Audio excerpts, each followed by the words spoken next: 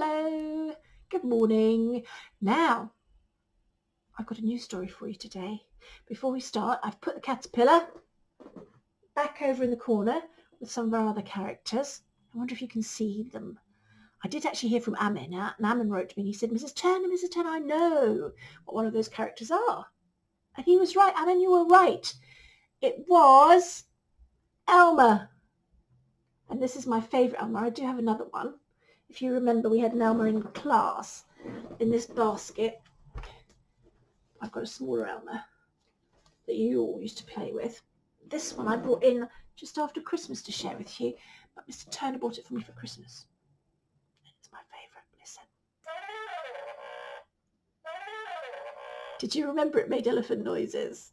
So well done to Armin. Well done, darling. That was really well done. Excellent. Well, today's story is called Tadpole's Promise. And the story is written by Jean Willis, who writes some lovely stories. She wrote The Monster Bed, one of my other favourites. And the pictures are drawn by Tony Ross. And Tony Ross wrote and drew the pictures for The Little Princess, amongst other stories. So he's a very good artist. Let's have a listen to this story. Now, this is a bit unusual because I'm not going to read the story like this. No. I'm actually going to read the story like that. Can you see? So I'm turning the book up the other way. Very clever. Now, this is a love story. It is. I love this story. Are you ready? Here we go. Okay. Where the willow meets the water, a tadpole met a caterpillar. They gazed into each other's tiny eyes and fell in love. She was his beautiful rainbow, and he was her shiny black pearl. I love everything about you, said the tadpole. I love everything about you, said the caterpillar. Promise me you'll never change. I promise, he said. But as sure as the weather changes, the tadpole could not keep his promise. Next time they met, he had grown 2 legs. You've broken your promise, said the caterpillar. Forgive me, begged the tadpole. I couldn't help it. I don't want these legs. All I want is my beautiful rainbow. All I want is my shiny black pearl. Promise me you'll never change, said the caterpillar. I promise, he said. But as sure as the seasons change, the next time they met, he had grown arms. That's twice you've broken your promise, said the caterpillar. Forgive me, begged the tadpole. I could not help it. I did not want these arms. All I want is my beautiful rainbow.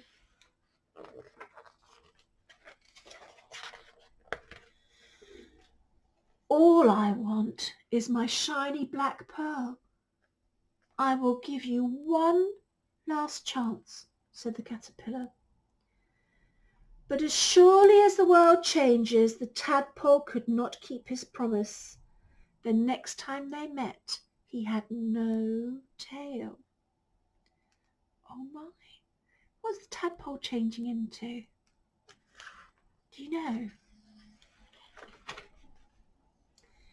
You have broken your promise 3 times, and now you have broken my heart, said the caterpillar. But you're my beautiful rainbow, said the tadpole. Yes, but you are not my shiny black pearl. Goodbye.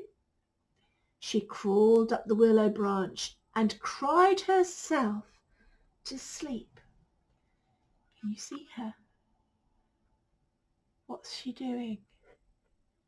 What's that caterpillar building? What's going on in there?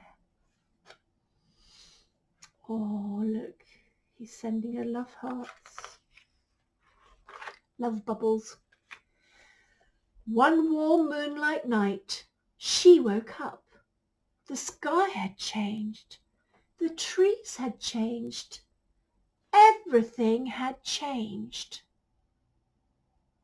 Except her love for the tadpole. So she's become a beautiful butterfly, hasn't she? Even though he'd broken his promise, she decided to forgive him. She dried her wings and fluttered down to look for him. Where the willow meets the water, a frog was sitting on a lily pond. "Excuse me," she said, "have you seen my shiny black?" But faster than she could say pearl, the frog leapt up and swallowed her in one great gulp. And there he waits, thinking fondly of his beautiful rainbow.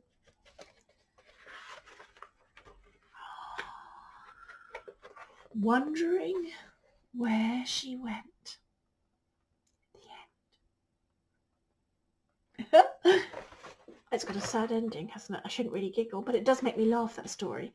So the caterpillar in the story, who was a beautiful rainbow, became a beautiful butterfly, and the tadpole in his life cycle changed into a frog. And frogs eat moths and ladybirds and all sorts. So that's a sad ending to the story.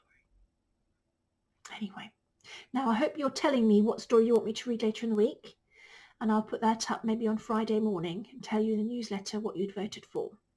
So remember, you could have the very clumsy click beetle, the very lonely firefly, the very quiet cricket, or the honeybee and the robber. Okay, take care, stay safe everyone. Bye now.